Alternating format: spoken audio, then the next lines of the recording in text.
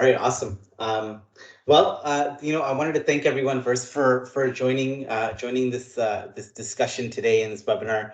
I know it's always a busy time, and but really appreciate your time and effort to come out and hear us on this, I think, very important topic. So today, so maybe first what I'll do is I'll just formally introduce myself. I am the I guess business group lead for finance and operations. Is for our ERP suite of products for Microsoft Canada.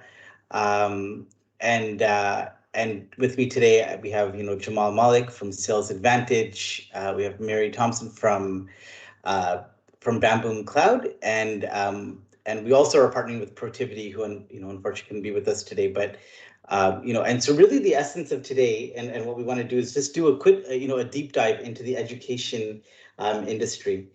And what we'll do in the next hour or so is talk a little bit more about and get a bit deeper into the education trends that we're seeing today. Talk a little bit about how technology is really helping to support some of those problem statements that the education institutions are facing today. And so before I pass it on to Jamal, let me just kind of give you a little bit more context of how we derived some of these insights. So what we did was we took about 33 of our, I think, of our Canadian education organizations that had some latent, I would say, technology, right? And what we did was we kind of put them, we put them through a machine learning kind of algorithm, and we kind of deciphered some really cool insights about the education industry all up, right? And so what our key goals coming out of this session, coming in kind of doing this analysis was, one was, what are, like, understanding the unique finance business needs of what these education institutions are facing today. To identify top business priorities and trends that education is facing today, and then also what are the kind of unique end-to-end solutions that are required to help support some of those business trends and business needs that you're kind of looking for. Um, so with that, what I'll do now is I'll pass it on to Jamal to kind of go deeper into some of our industry trends and insights that he's seen, and then we'll pass on to Mary after that. So over to you, Jamal. Awesome. Thank you so much, Nadeem. I appreciate you kicking this off. Again, my name is Jamal Malik. I am the managing partner and founding member of Sales Advantage. We're going to be talking a little bit about the research that was performed on a subset of higher education accounts that Microsoft was really keen on understanding specifically what's going on. Now, as I get into this, I'll just quickly share, if there's anything that you want to dive deeper on, you have questions about, feel free to use the chat, come off of mute, go ahead and ask us. We'd love to engage, interact as much as possible. And so with that, let me actually kind of get into the specific topics that I'll specifically cover. Okay. Now, the first piece that I'll touch upon is just connect the dots between how can finance organizations make strategic impacts to education organizations. And what you'll find as we kind of walk through this is it's pretty incredible, the impact that they can have. And we want to start with talking about what we found the major goals were for these higher education accounts. So let me kind of talk through at a high level the specific ones, and then I'll talk about the summary that we basically came to. Okay, so one of the mission statements we found for a lot of for some of the higher education accounts used to be things like strengthening our international partnerships with great universities by facilitating student mobility, faculty exchanges, as well as joint initiatives in research, conferences, and teaching, developing new innovative curricula and non-curricular activities that enhance the student experience to reimagine undergraduate education, and things like embracing the demand for job-ready graduates and the opportunities of the digital age. Now, I'm not going to bottom all these out, but you get an idea kind of what these kind of all coalesce around, right? Providing great services to students, curricula, as I mentioned, integration and engagement with staff. But all of this basically comes to the head of delivering high quality services, both to students, to the faculty, and alumni. Let's go ahead and go to the next slide. Okay. The next piece here, which I'll talk about, is based off the goals of these higher education institutions.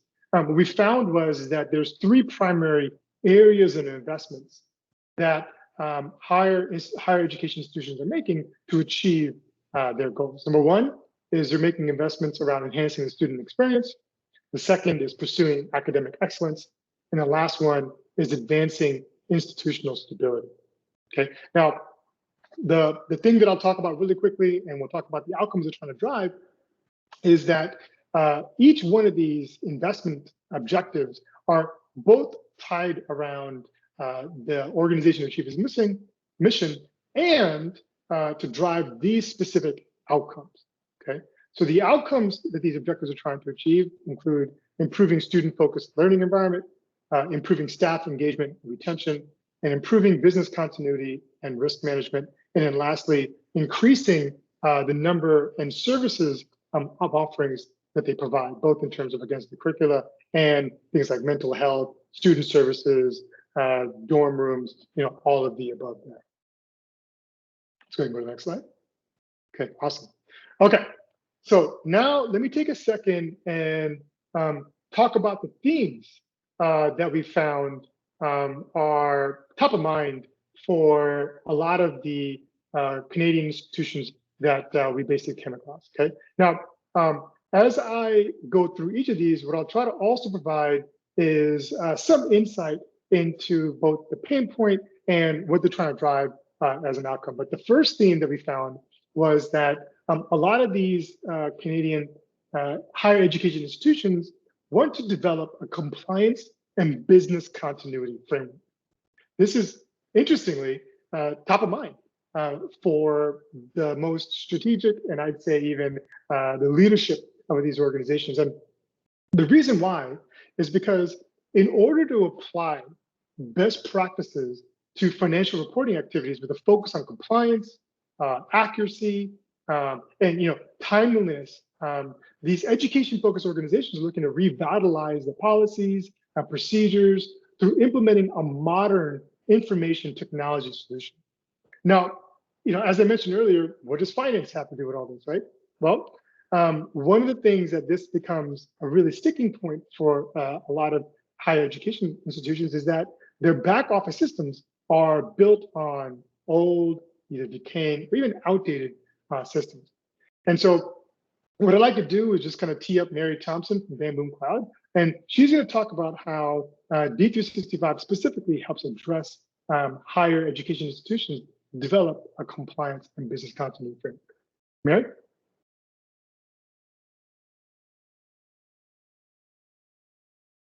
Mute, but I got myself before somebody told me, right?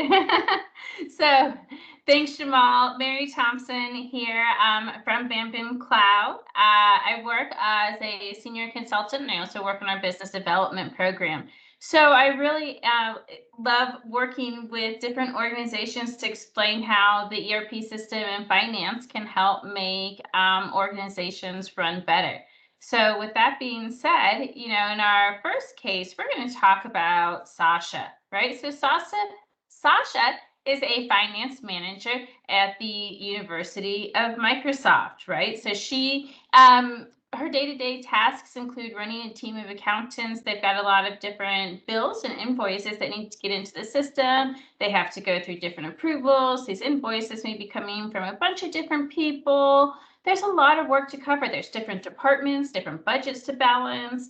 There's different things that she faces on a day-to-day basis with her and her team, much like many of you too, I'm sure, right? And it's the traditional process is very manual, right? You're going to have to key all those different invoices into the system.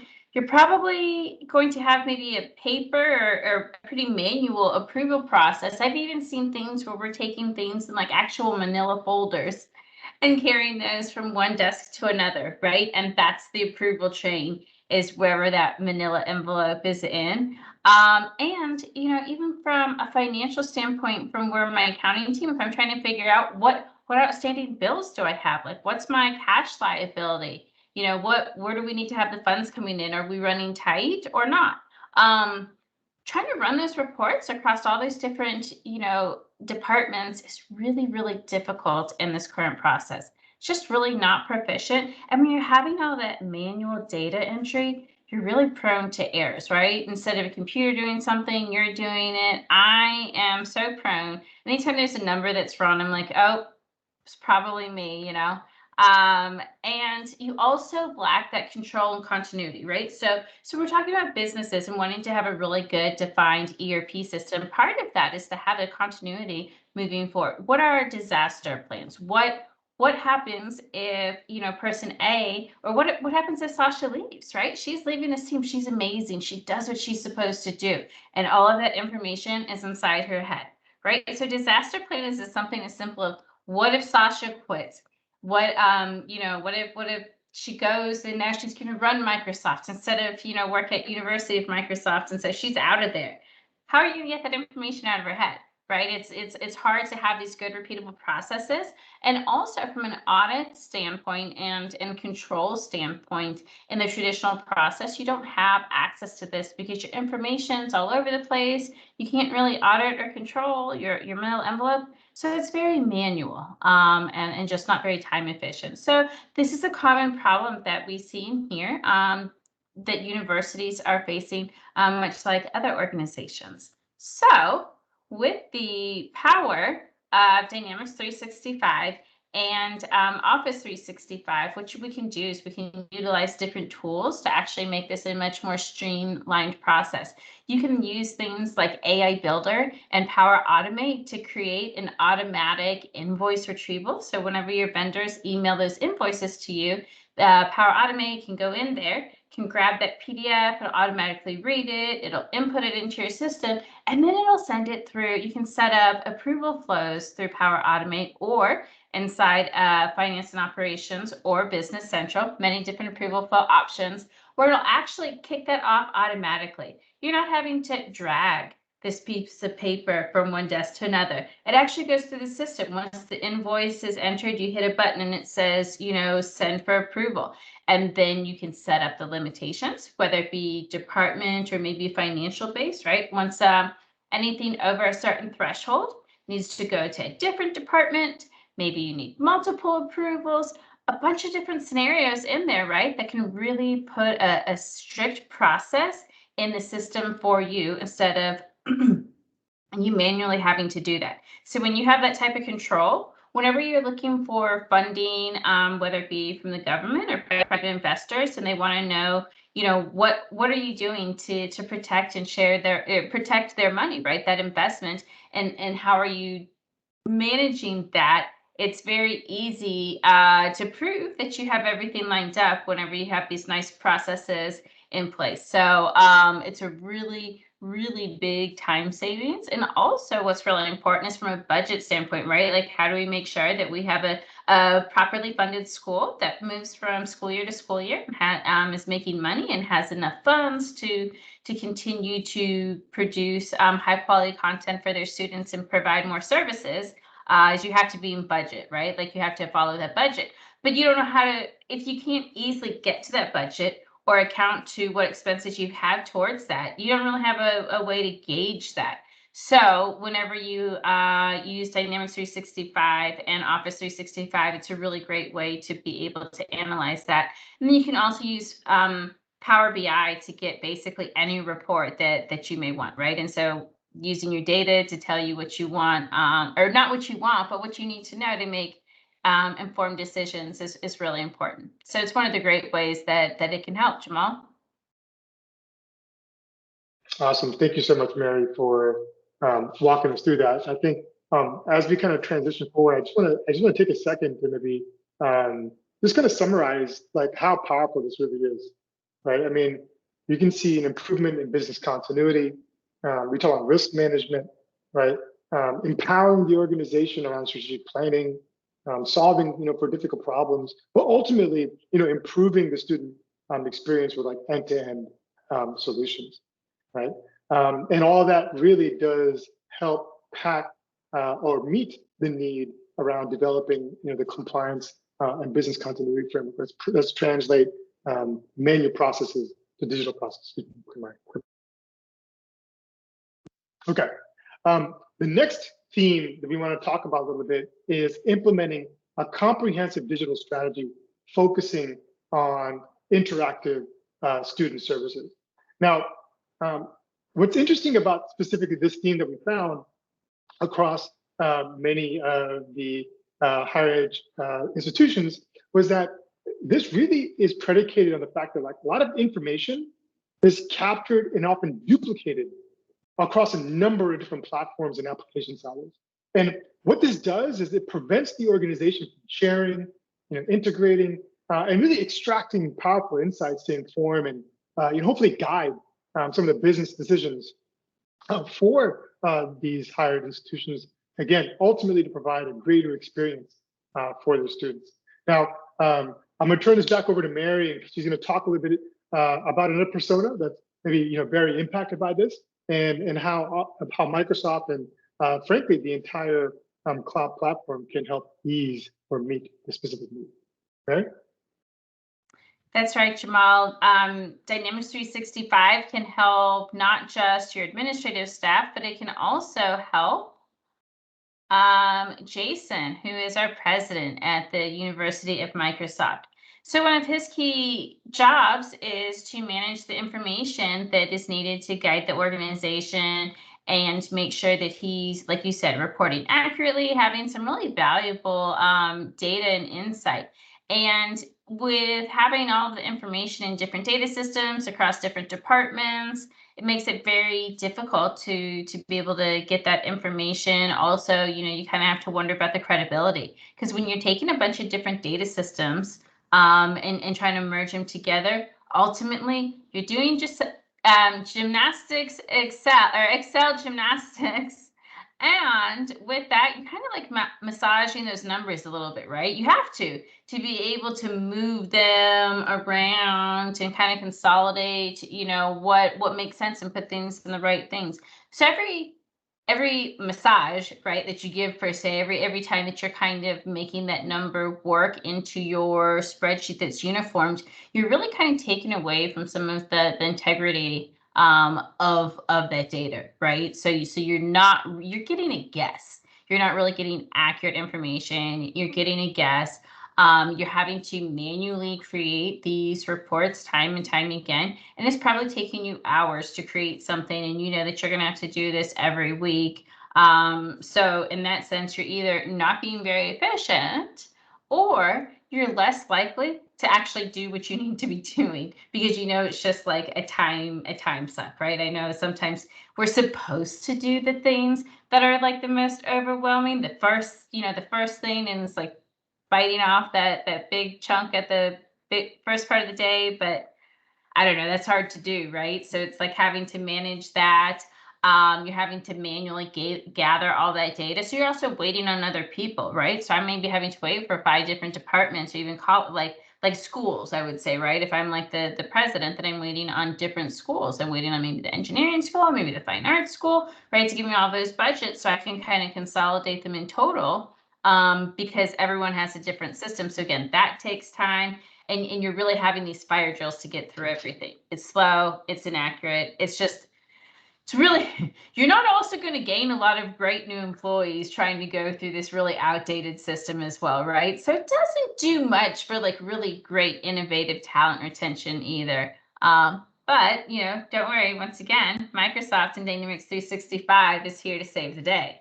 So with that being said, we can use the entire Office 365 and Microsoft ecosystem. We're talking Dynamics 365, Office 365, and Azure. What that does is that gives us access into all of the deep, powerful tools that Microsoft has. So this whole bit about having to wait on different departments and grab data from different areas, I don't have to, because with Azure and Dynamics 365, all of your data across these different departments, it's all funneled down into one place. So as the manager here, I don't have to ask other people for the reports. I'm just going to go, I'm going to run my amazing Power BI report, and it's already been set up. So in seconds, I'm pulling the information from across the systems, right? So they've already submitted their budget at some point in time. I'm pulling it. I can also run, different numbers to see actuals versus budgets. So it makes it really easy to create, share, and pull these different reports for all departments and for many different things, not just like budget control.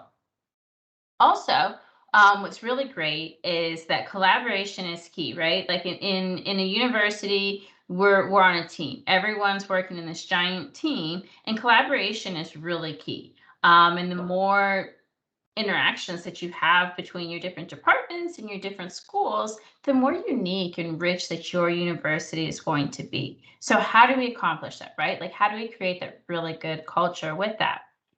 By having access to Office 365 and using things like Microsoft Teams and Power Automate and these different things that we can use to collaborate. Really, that Microsoft Teams is a great place for different schools and departments to talk and collaborate together in one easy, place. We can easily add in different departments, even if it's from a department standpoint. You can do these different things. And so the president, right, he can easily bring in different department heads, and maybe they have a discrepancy over this budget, right? We can kind of continue on with this thing, and very easily he can bring in a couple different departments into one chat and manage that.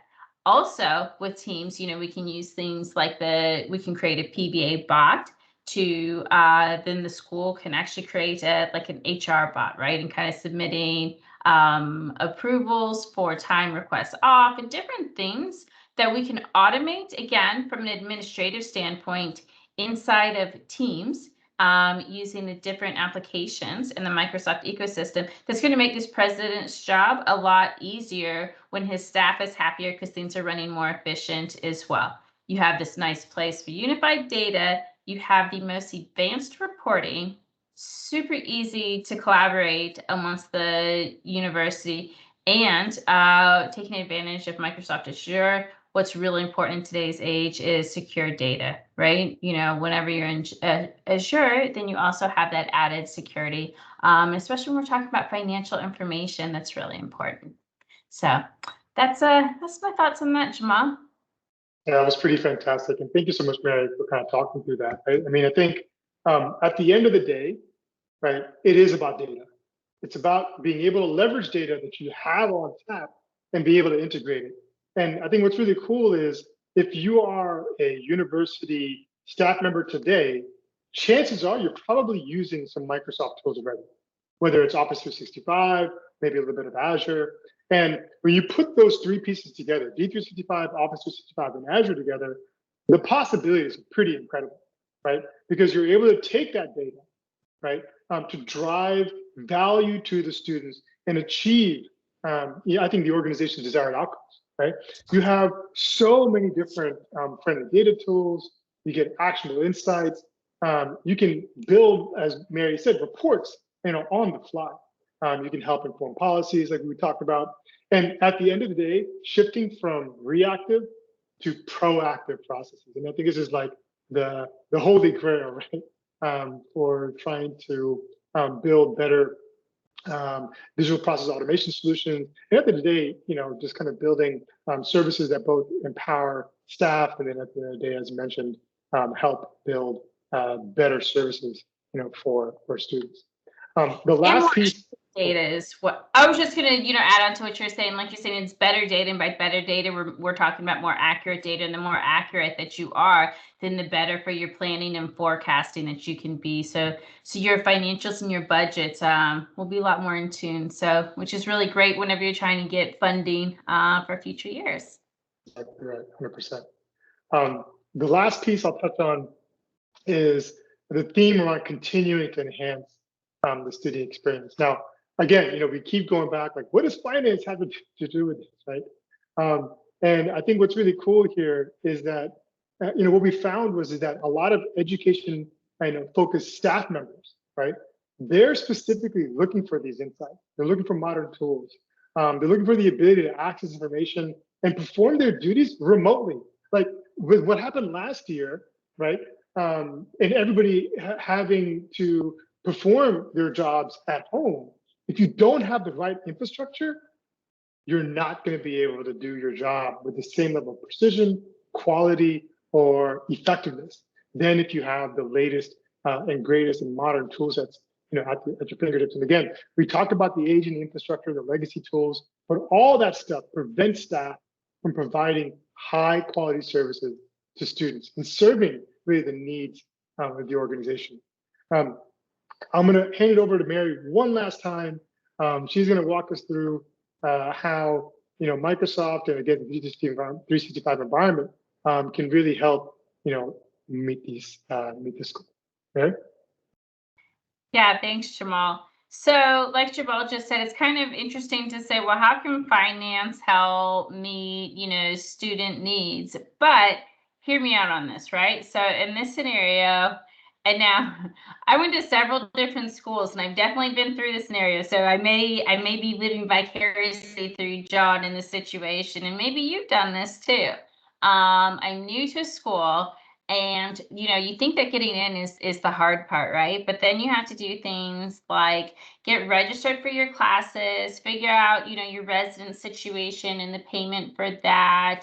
Has all your financial aid gone through? Is your tuition paid? Because if your tuition's not paid, you can't register for classes, and they're going to kick you out of residence, right? So these are all these different things that you have to manage. Obviously, it's very, very time consuming. It's going to consist of probably several different emails, phone calls.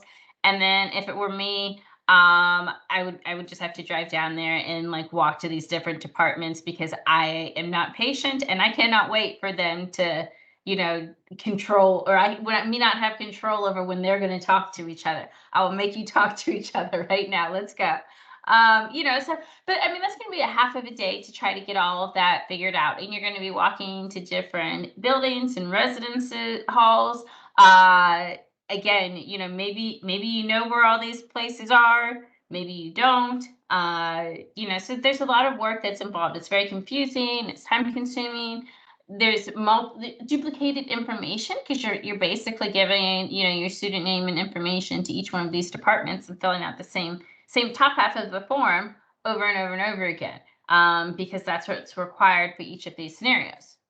So that's like a basic scenario on that. But now let's take it a little bit deeper and say John got, in the scenario, let's say John got an email and he got awarded, a scholarship, right? And so he's really excited. He now has everything sorted out.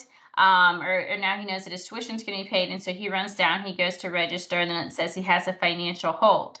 So he can't do that. Then he has to, again, go through all these hoops and stuff that we talked about. It's going to take him a really long time.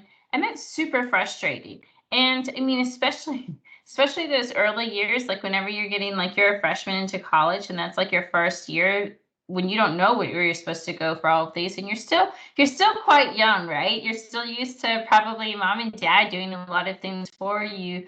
And I don't know, I think when things get too hard, then I wonder how many kids at this point give up and don't register, right? They're like, all right, well, and then it's at that Christmas time or Thanksgiving, they have to sit down and have those hard conversations with mom and dad and be like, wow, all that money you paid, let me tell you, it was a great few months of partying, right? That doesn't fly.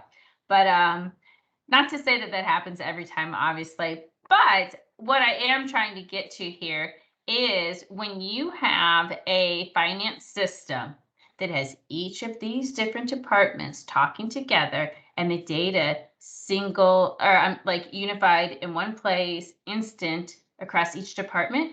So what that would mean is whenever that award hit, the financial aid department can see a note in the system where the registrar can see funds accepted basically will be received on next week. Then the school knows that this, John, it's not that he doesn't have his bill paid. He does have it paid. The funds will be directly here, right? It actually resolves the issue to the point that there is no issue. That's what a finance system can do for this student here, right? This big, huge issue before, he had to run all around the world, try to get this all resolved. But by having the right finance solution, it literally solves the problem altogether, where John doesn't have to do this ever, because the system can see he can actually just go in there and register for his classes. And it's the way that it should be, right? It's that nice, user-friendly, easy experience for the student. So it's when you have that shared data across the system, it's super efficient. And then also with Office 365, that's have access to, you have a lot of productivity tools that are set up for your student, right? So you're enhancing their actual school life with those good study habits. And maybe I'm a little bit corny or old school, but what I really like about that too is, I mean, these are the professional productivity tools that we're all using in our day-to-day, life. And I think that the more organized that you are, the better, the more productive you are as well, right? So if you're learning these skill sets and using these tools at the same time, like when you're in college, like that's not a learning curve, because there's always a learning curve when you get into the real world too, right? It's like, thanks, I learned all this stuff in school. And then there's all this other bit that you learn when you get into the real world as well. So I think that that's really nice. And then another great part of it that I think is really important for schools to be thinking about is that accessibility and inclusivity to their students, right? So with Office 365, Microsoft has a huge investment and commitment to being completely inclusive in the next 5 years. So with that being said, all of their Office 365 components have a lot of great tools to aid in that. So for example, you can use Dictate to write papers and presentations and notes. There's like this little microphone, and so instead of having to type something out, maybe you have a hard time typing, maybe you have some type of disability that doesn't allow the student to do that, they can actually just speak it and it'll create it for that, right? There's also Immersive Reader that you have as well, that can help with people that have different neurodivergencies as well, so that they can basically comprehend what that teacher is saying easier in the content that they get. So for those different reasons, it's not something that you would typically think about being tied in with finance, but you have access to that, right? If this is the system that you have set up, it's not just finance, it's your entire 365 experience that you can share not only with your staff, all the way up to your president and your chancellor, and even down to your students, right? And being able to provide them that really solid experience. So it's all the ways that it can help, Jamal. Perfect. And Mary, I think it's so fantastic that for all three themes that you took the time to build the person that we can all connect with and kind of relate to and kind of tell that story. And I think, for me, the biggest takeaway here is that automation, is taking higher education institutions to new levels of digital transformation. And I know that is such an overused term. We've heard it, nonstop from everybody, but it's really amazing when you talk about, from mobile engagement to automated workflow management, right? All of that, it really does free the staff members from like normally redundant and like time-intensive stuff, time-intensive tasks, and through all that, being able to implement like these workflows and using these intelligent, features and functions. It sounds corny, but it's true. It does help boost employee productivity. It does. It helps improve morale, reduces human error, right? And you make the most out of the resources that you have. And I think, you painting that story across all these themes and how it kind of comes together is pretty amazing. Well, I just want to add a fun fact in there. So some numbers that I've read around the ERP systems, whether it be Business Central or finance and operations, is that it creates so much efficiency through different automations and business processes that it's actually, I think it was like 1.5 persons that the report said that it saves that much time. So what would that be, like 60 hours? 60 hours a week is what like the average organization is saving by moving to this digitalized transformation process. And so you can either think of that as a great cost savings, right? or it's an investment that you can make elsewhere. And then also what I like to tell people, they're like, oh gosh, my job is going to be limited, because that's a solid fear too, right? I mean, in schools, you're so fortunate to have people that have such great tenure, that have been there for a long time, and they have so much experience to add to that, that sometimes they're worried that if you change that system, now their job's going to be gone. But in reality, when you're taking away that manual processes that they have to do, it actually just frees them up to do the parts of their job that they really love, and to really hone in on their unique experiences, and making relationships, whether it be from a finance perspective. This is what I like to say a lot of times, from the invoice example, right? You can worry about making solid relationships with your vendors, improving those prices, right? Like negotiating those things instead of manually keying invoices. You're the one that has the best relationship with that person anyways, right? Like you know their kids, their dog's names, what they did last week. You have a better connection with them than anyone else in the company or in the school. So you should, you know what I mean? You should utilize that. So I always like to kind of share that story too, because I hear it time and time again, especially in that digital transformation story.